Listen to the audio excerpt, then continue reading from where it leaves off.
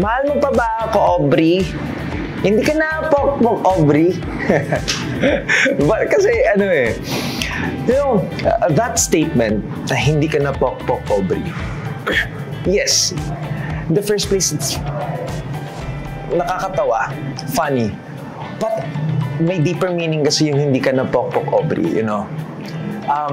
Sinasalamin to ng mga taong ganun ang hanap buhay. At hindi natin sila masisisi kung yun ang pinili nilang trabaho. It's just that madali natin silang i-judge yung mga babae na nasa ganung buhay. Pero kung titignan mo yung buhay nila, ginagawa nila yun hindi para sa sarili nila, kundi para sa pamilya nila.